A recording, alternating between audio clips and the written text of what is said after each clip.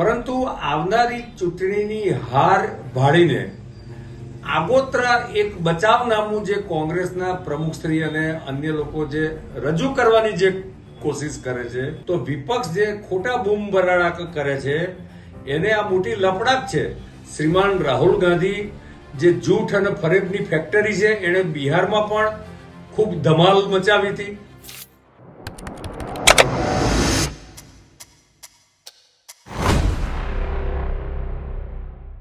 જેના મગજમાં ષડયંત્રની ધૂળ ચોટેલી છે એ કોંગ્રેસને અને એના નેતૃત્વને, પછી રાહુલજી હોય કે ગુજરાતનું નેતૃત્વ હોય, એમને સતત ષડયંત્ર જ દેખાય છે.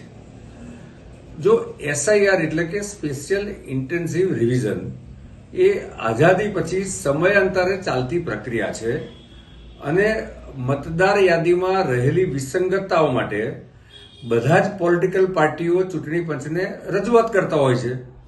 તો મતદાર યાદીનું શુદ્ધિકરણ એ વૈધાનિક રીતે ચૂંટણી પંચને મળેલા અધિકાર પ્રમાણે અને જે નીતિ નિયમો જે પ્રિસ્ક્રાઇબ છે એ પ્રમાણે આજ દિન સુધી ચાલતું રહ્યું છે.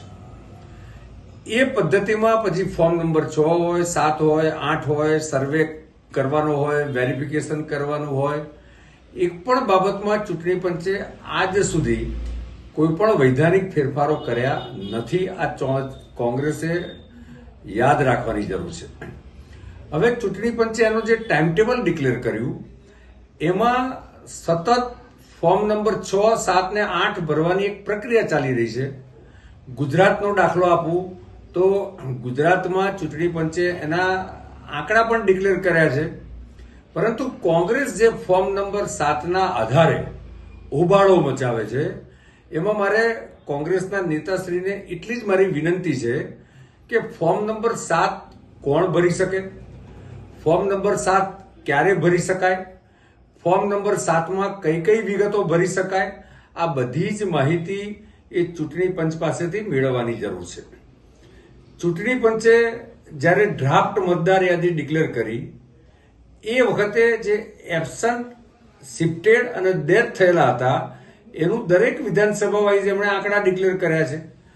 ત્યારબાદ ફોર્મ નંબર 7 ભરવાની પ્રક્રિયા હોય છે અને બીજા બી ફોર્મ નંબર 6, 1, 2, 8માં પણ એક એ રીતે ભરવાની હોય છે.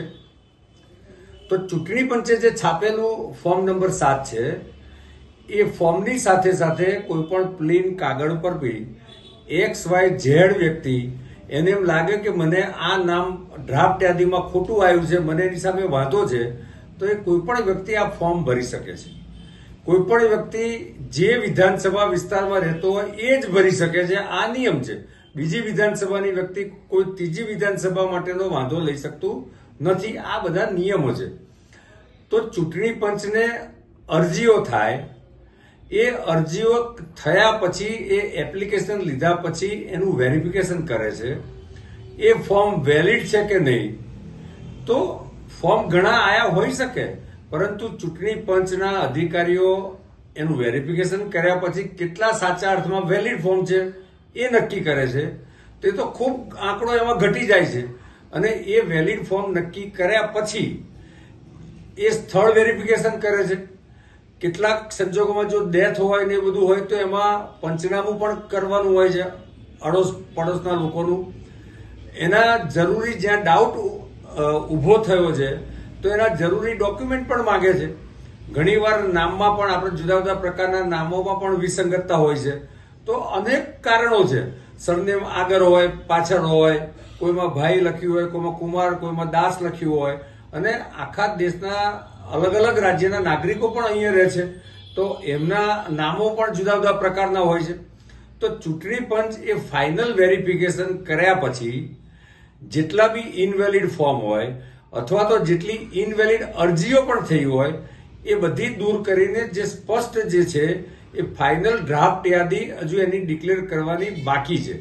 લગભગ 17 તારીખે આ યાદી ડિક્લેર થવાની છે. ત્યારે દૂધનું દૂધ ને પાણીનું પાણી થઈ જવાનું છે.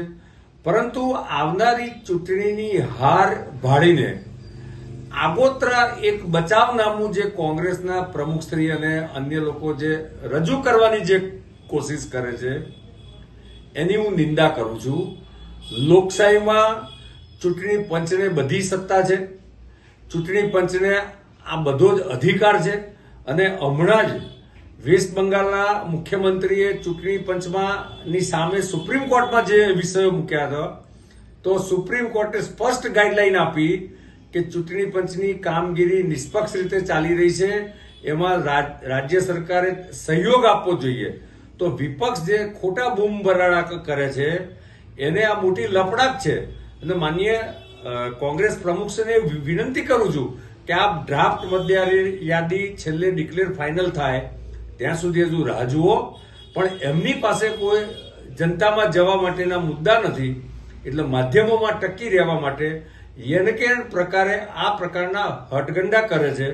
અને બીજું આપના માધ્યમથી હું કહું છું કે કદાચ કોઈ શરત ચૂકથી કોઈ કારણથી કોઈ નામ ફાઇનલ યાદીમાં રહી પણ ગયું હોય તો કોઈ પણ વ્યક્તિ વિધાનસભા લોકસભા માટેની આ જે SIR પ્રક્રિયા ચાલે છે એવી એક શોર્ટ ઇન્ટેન્સિવ રિવિઝન પ્રક્રિયા બી ચાલુ થાય છે, એમાં પણ એ ફોર્મ ભરી શકાય છે.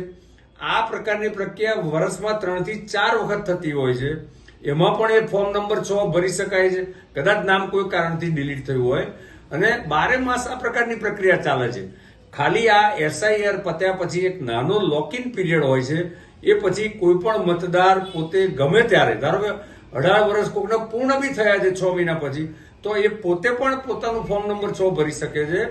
એટલે કોઈ પણ સાચા મતદારોનું નામ મતદાર યાદીમાંથી ક્યારેય ડિલીટ થતું નથી. શ્રીમાન રાહુલ ગાંધી જે જૂઠ અને ફરેબની ફેક્ટરી છે એણે બિહારમાં પણ ખૂબ ધમાલ મચાવી હતી. અલ્ટિમેટલી બિહારમાં પણ સુચારુ રૂપે ચૂંટણી પતી, એની મતદાર યાદી જાહેર થઈ ગઈ અને એક પણ મતદાતાએ આ પ્રકારની ફરિયાદ કરી નથી કે મારું નામ મતદાર યાદીમાંથી રહી ગયું છે.